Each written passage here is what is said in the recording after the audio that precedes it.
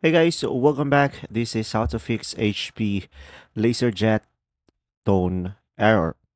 So first, switch off and unplug the printer to avoid damage, and just simply open the front cover and carefully pull out the cartridge.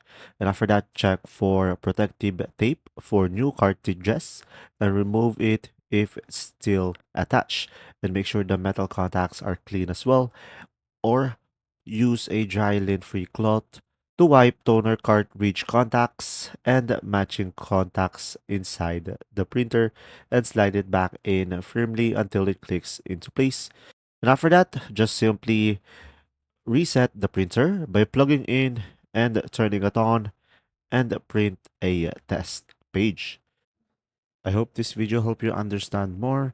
If you do, leave a like, and if you have any questions, just simply go ahead and comment down below, and we will do our best to answer them all. Thanks for watching.